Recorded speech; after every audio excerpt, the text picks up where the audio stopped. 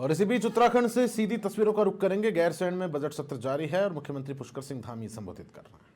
और उनके सभी सदस्यों का और पक्ष के भी मुन्ना सिंह चौहान जी ने और बंशीधर भगत जी ने कल इस अभिभाषण पर अपना धन्यवाद प्रस्ताव पर चर्चा प्रारंभ की थी और जिसमें माननीय राज्यपाल के अभिभाषण एवं बजट पर हुई चर्चा में भाग लिया और अपनी अपनी जो पार्टी की लाइन है, विचारधारा है, उसके अनुरूप अपनी अपनी बातें माननीय सदन के समक्ष यहाँ पर रखी हैं। सर्वप्रथम मैं आज के इस ऐतिहासिक अवसर पर देवभूमि उत्तराखंड के सभी देवी देवताओं का स्मरण करता हूँ। देश की रक्षा के लिए अपने प्राणों का बलिदान देने वाले अमर बलिदानियों का, राज्य निर्माण के लिए अपना सर्वस्व निछावर करने वाले समस्त बलिदानियों का, आंदोलनकारियों का, सबको मैं श्रद्धापूर्वक नमन करता हूँ। साथ ही उत्तराखंड राज्य स्थापना के स्वप्न को साकार करने वाले परम श्रद्धेय भारत रत्न पूर्व प्रधानमंत्री श्रद्धेय अटल बिहारी वाजपेयी जी को संपूर्ण सदन की ओर से नमन करता हूँ। अध्यक्ष महोदय, स्वर्गीय अटल बिहारी वाजपेयी जी ने हमारे इस राज्य की नींव रखी और आज आदरणीय प्रधानमंत्री जी श्री नरेंद्र मोदी जी इस राज्य को संवारने का काम कर रहे हैं और आदरणीय प्रधानमंत्री श्री नरेंद्र मोदी जी ने सदैव एक अभिभावक की भांति देवभूमि के नागरिकों की प्रत्येक आकांक्षाओं और उनकी पूर्ति के लिए हमें समय समय पर अपना मार्गदर्शन दिया है, अपना सहयोग दिया है। चाहे कोई समय हो, किसी प्रकार की कोई घटना हो, कोई हमारा उत्सव हो या सीमांत क्षेत्र, हमारा जो देश का अंतिम गांव कहा जाता था माड़ा गांव जाना हो या 17,000 फुट की ऊंचाई पर जॉलिंगकोंग आदि कैलाश की यात्रा को शुभारंभ कर यात्रा का प्रमोशन करना हो, उन्होंने हमेशा देवभूमि उत्तराखंड को स्मरण किया है और देश और दुनिया में वो कहीं भी गए हों, हर समय उन्होंने उत्तराखंड का स्मरण किया है और देवभूमि उत्तराखंड उनके हृदय में बसता है, ये किसी से छिपा हुआ नहीं। अभी आपने देखा होगा दुनिया के देशों में जब वो जाते हैं तो जैसी टोपी हमारे वहां बिसंदा ने धारण की है, ब्रजभूषण गैरोला जी ने लगाई है, मुन्ना सिंह चौहान जी ने लगाई है, भरत सिंह चौधरी जी ने लगाई है और मैंने भी धारण की है और आप भी धारण करती हैं। संसदीय कार्य मंत्री जी ने भी लगाई है, हाँ, धन सिंह जी की भी, और हाँ, लखपत जी ने भी लगाई है। उसी टोपी को उन्होंने देश और दुनिया के सामने धारण किया है और ये शुरुआत हुई 26 जनवरी 2022 से, जब देश के गणतंत्र दिवस के अवसर पर उन्होंने इस टोपी को धारण किया था और आज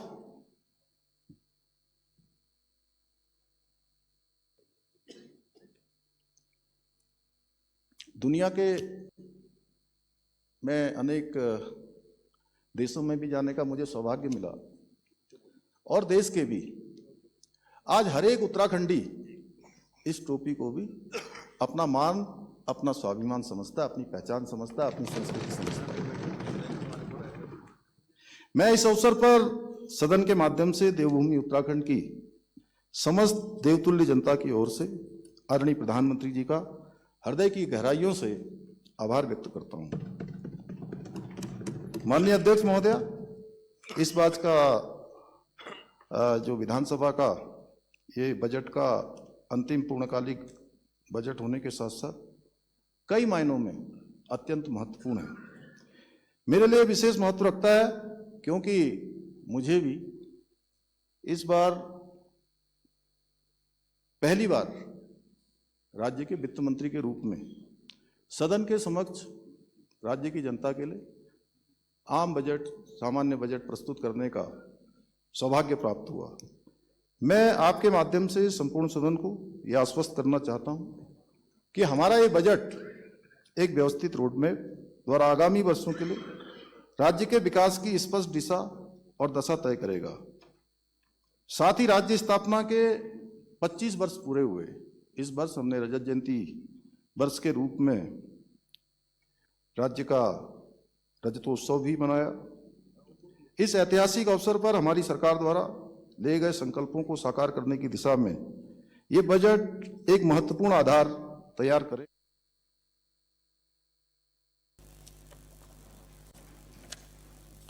माननीय अध्यक्ष महोदय, वर्ष 2021 में आदरणीय प्रधानमंत्री जी ने बाबा केदार के पावन धरा से कहा था, पावन धाम से कहा था, 21वीं सदी का तीसरा दशक उत्तराखंड का दशक होगा। मुझे ये बताते हुए हर्ष हो रहा है कि आदरणीय प्रधानमंत्री जी के इस संकल्प को पूरा करने के लिए हमारी सरकार पूरी प्रतिबद्धता के साथ, पूरे संकल्प के साथ निरंतर कार्य कर रही है। आदरणीय प्रधानमंत्री श्री नरेंद्र मोदी जी के मार्गदर्शन और उनके सहयोग से हमारी सरकार उत्तराखंड को सशक्त, समृद्ध और आत्मनिर्भर बनाने के लिए अपने विकल्प रहित संकल्प के साथ निरंतर आगे बढ़ रही है। अध्यक्ष महोदय, इस बार के बजट में हमने संतुलन द्वारा विज्ञान की सहायता से संकल्प को पूर्ण करने के जो सूत्र दिए हैं, उनका शाब्दिक अर्थ आप सभी ने देखा होगा। मैं इस सदन के माध्यम से प्रदेश की समस्त जनता को ये बताना चाहता हूं कि हमारे लिए ये कोई नारे नहीं है, बल्कि हमारे प्राण प्रण है। माननीय अध्यक्ष महोदय, ये हमारे लिए अत्यंत हर्ष का विषय है कि इस वर्ष प्रस्तुत बजट का आकार लगभग 1,11,000 करोड़ रुपए है, जो पिछले वर्ष की तुलना में 10% अधिक है। और ये केवल आय व्यय का दस्तावेज नहीं है, बल्कि लगभग हमारी 1.25 करोड़ उत्तराखंड वासियों की आशाओं, आकांक्षाओं और राज्य के समग्र विकास के लिए हमारा एक अर्थ का संकल्प है, हमारा विजन है। अध्यक्ष महोदय, हमने इस बजट के माध्यम से प्रत्येक क्षेत्र और वर्ग के बीच एक संतुलन स्थापित करने के साथ साथ आदरणीय प्रधानमंत्री श्री नरेंद्र मोदी जी के विकास भी, विरासत भी केंद्र को धरातल पर उतारने का प्रयास किया है। इस बजट में मातृशक्ति का सम्मान भी है, अन्नदाताओं का कल्याण भी है, युवाओं का उत्थान भी है, विज्ञान और नवाचार का संगम भी है, संस्कृति का संवर्धन भी है तथा उत्तराखंड को आत्मनिर्भर और विकसित राज्य बनाने का संकल्प भी है। आदरणीय अध्यक्ष महोदय, मैंने प्रतिपक्ष के कई माननीय सदस्यों को सुना जिन्होंने हमारी योजनाओं के व्यापक दृष्टिकोण और उद्देश्यों को पूरी तरह समझे बिना ही उन पर प्रश्न चिन्ह लगाने का प्रयास किया तथा उनके धरातल पर क्रियान्वयन को लेकर भी शंकाएं व्यक्त की हैं। परंतु मैं इस सम्मानित सदस्य को यह स्पष्ट करना चाहता हूं कि हमारी सरकार जो भी घोषणाएं करती है उन्हें धरातल पर उतारने के लिए पूरी प्रतिबद्धता के साथ काम करती है। बाबा केदार और बद्री विशाल के आशीर्वाद से अब तक हम इन प्रयासों में निरंतर सफलता प्राप्त कर रहे हैं। मुझे गर्व है कि राज्य के मुख्य सेवक के रूप में काम करते हुए मुझे अनेक परियोजनाओं का लोकार्पण करने का शुभ अवसर प्राप्त हुआ। यानी कि उन योजनाओं को पूरा होते हुए हमने अपने सामने देखा है जिन योजनाओं को हमने प्रारंभ किया था, जिन योजनाओं का हमने शिलान्यास किया था। मुख्य सेवक के रूप में मेरे द्वारा की गई कुल 3,885 घोषणाओं में से 2,408 घोषणाओं को हम सफलतापूर्वक धरातल पर उतार चुके हैं, जबकि शेष 995 घोषणाओं पर कार्रवाई तीव्र गति से प्रगति पर है। उन्हें भी शीघ्र ही पूरा कर लिया जाएगा। और कविताओं की पंक्तियों में कहें तो यूं ही नहीं आपको लोकार्पण के शिलापट दिखते हैं, हम घोषणाओं को कर्म की स्याही के रूप में लिखते हैं।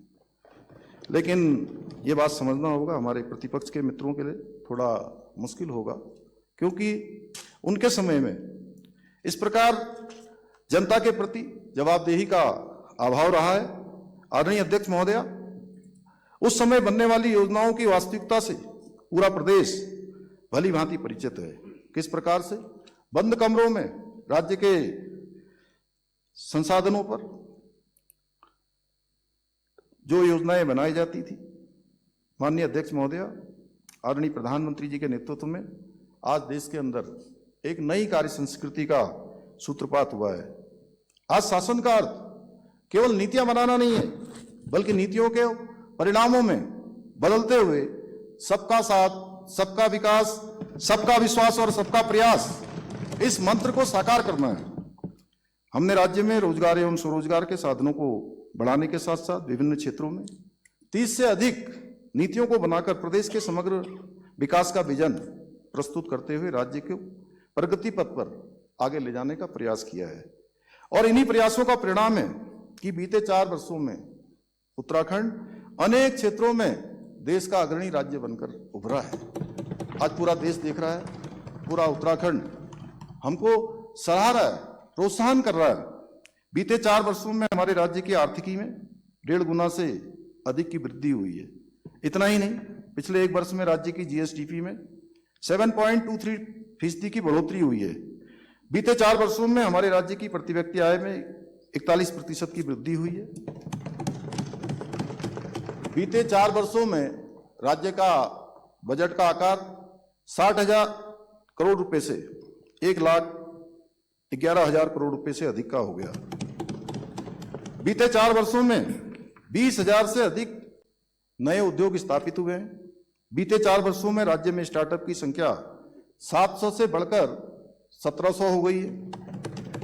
आज हेलीपोर्ट की संख्या 2 से बढ़कर 12 हो गई, वहीं हेलीपैड की संख्या 60 से बढ़कर 118 हो गई है। बीते 4 वर्षों में विद्युत उत्पादन 3 गुना से अधिक बढ़ा है। राज्य में होटलों की संख्या में 25% की बढ़ोतरी हुई है, वहीं नए होम स्टे की संख्या में 50% की अधिक ऐतिहासिक वृद्धि हुई है। आज डबल इंजन सरकार के कारण राज्य दोगुनी रफ्तार से प्रगति कर रहा है। इसी का परिणाम है कि आज हमारे राज्य में रिवर्स पलायन में 44% की बढ़ोतरी दर्ज की है। आज लोग पुनः अपने पैतृक गांवों को लौट रहे हैं और अपने गांव से जुड़ रहे हैं। हमने इस बार नवाचार भी किया है। पिछले साल 2025 से राज्य का जब हम 25वां साल मनाने की ओर आगे बढ़ रहे थे, रजत जयंती वर्ष में प्रवेश कर रहे थे, तो हमने पूरे देश के जितने भी देश और दुनिया में रहने वाले हमारे प्रवासी उत्तराखंडी हैं, जिन्होंने अपनी मेहनत से, लगन से, परिश्रम से और अपनी ईमानदारी से अपना एक विशिष्ट स्थान बनाया है, उन सभी को हमने देवभूमि उत्तराखंड 1 दिन के पूरे सम्मेलन के लिए उन सभी का सम्मेलन किया। कई सत्रों में प्रातः काल से लेकर रात तक उनके सुझाव लिए।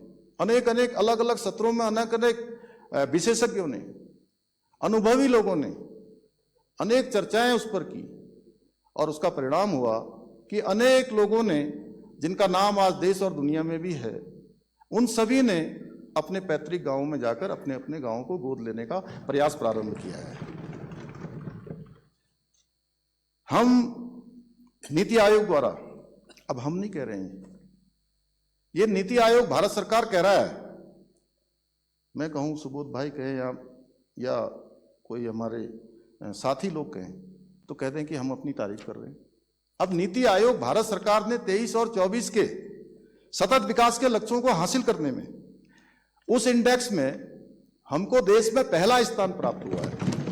और जब मैं ये कह रहा हूं कि सतत विकास के लक्ष्यों को प्राप्त करने में, तो सुमित हरदेश चले गए, नहीं तो मैं अंग्रेजी में बोलता थोड़ा, सस्टेनेबल डेवलपमेंट गोल्स।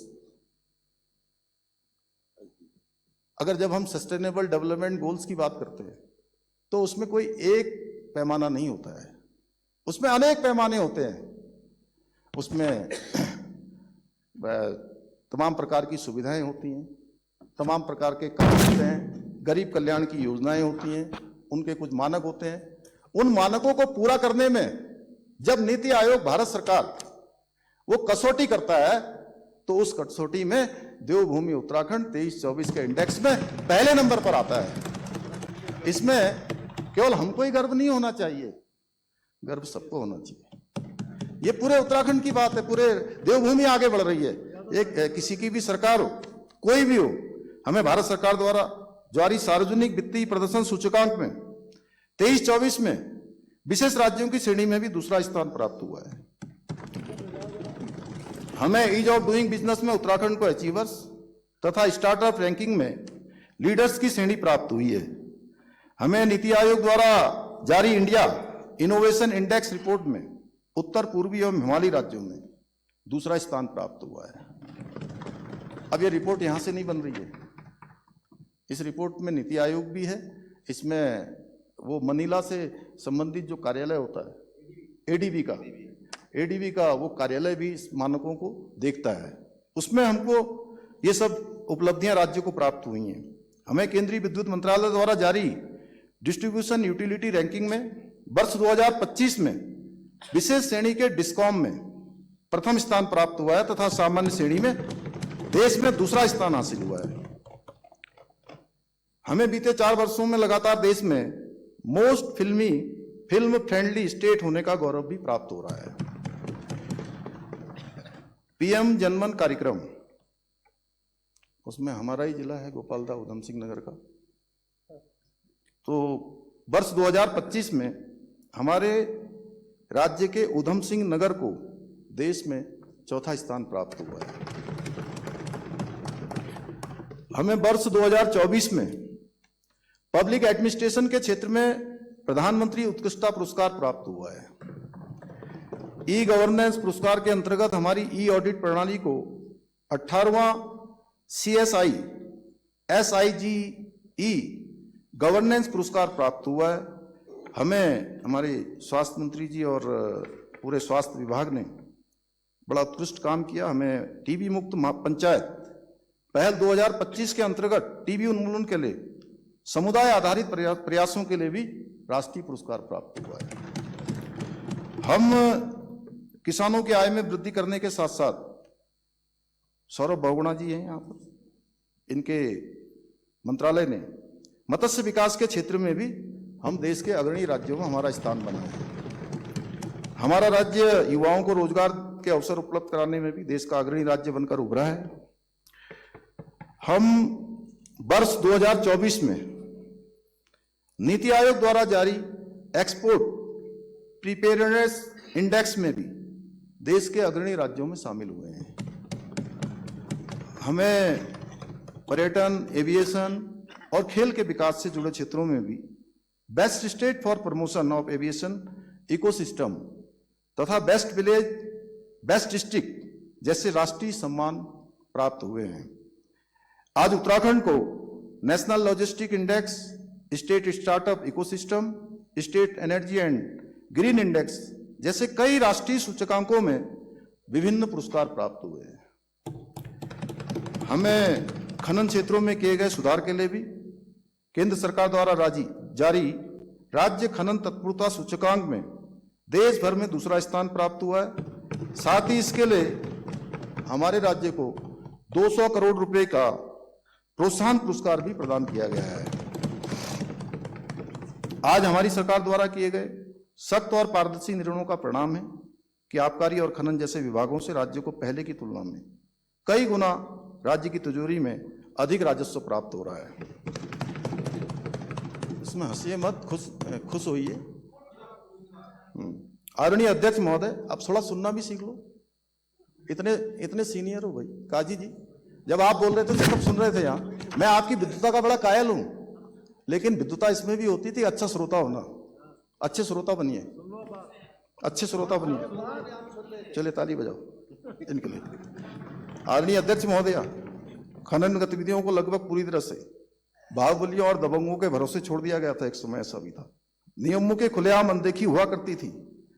राज्य को प्राप्त होने वाला राजस्व खनन माफिया और उनके आकाओं की जेब में जाता था। इसका परिणाम है, प्रमाण है कि जो 400 करोड़ रुपए का खनन का राजस्व होता था वो बढ़कर 1200 करोड़ रुपए को पार कर गया है। ये तिजोरी झूठ नहीं बोलती है। इतना ही नहीं, हमारे प्रदेश के प्राकृतिक संसाधनों का भी इसमें मनमाने ढंग से दोहन किया जाता था, जिससे राज्य को जो राजस्व है उसको बहुत नुकसान होता था। पर्यावरण की भी हानि होती थी। कई बार कानून व्यवस्था के लिए गंभीर चुनौतियां खड़ी हो जाती थी। हमने इस क्षेत्र में व्यापक सुधार किए, जिससे राजस्व कई गुना बढ़ा है। मैं 2012 से 2017 के बीच के कालखंड की उस ओर भी आप सबका ध्यान आकर्षित करना चाहता हूं। मैं चाहता हूं आप सब लोग अब और तब की तुलना करें। तब राज्य में किस तरह पॉलिसी पैरालिसिस की स्थिति थी। उस दौर में एकमात्र शराब, नीति लागू करने की थी, जिसे प्रदेश में डेनिस के नाम से जाना जाता था। और उस नीति का प्रतिफल यह था कि मुख्यमंत्री सचिवालय जैसा सर्वोच्च कार्यालय भी लाइसेंस के बदले नकदी की नीति में व्यस्त हो गया था। बीच में आने वाले स्टिंग इसी नीति का ढोल चौक चौराहों पर पीटते रहे, जिससे उत्तराखंड की बदनामी हुई।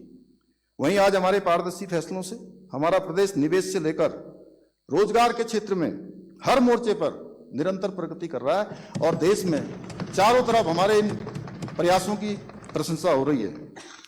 हमारे प्रतिपक्ष के साथियों को इन आंकड़ों से थोड़ी परेशानी हो सकती है, क्योंकि ये उनके कोर्स के सिलेबस से बाहर का है। नहीं है ना, कोई परेशानी नहीं। चलिए, हमारे प्रतिपक्ष साथियों को भले ही सत्ता में रहने का अभी लंबा अनुभव प्राप्त है, हम लोग तो थोड़ा नए हैं, और देश में भी हमारा यही मोदी जी का कार्यकाल देख लिया जाए तो ये लगातार कार्यकाल में यही तीसरा कार्यकाल उनका है। उससे पहले लगातार 60 वर्षों तक देश के अंदर एक ही पार्टी का शासन रहा है, उसमें से भी 55 से 60 वर्षों तक एक ही परिवार का शासन रहा है।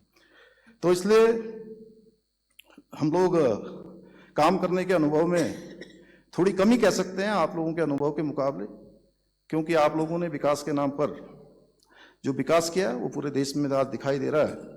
अगर उन्होंने वास्तव में विकास के बारे में सोचा होता तो शायद राज्य की स्थिति बहुत पहले ही सुधर गई होती,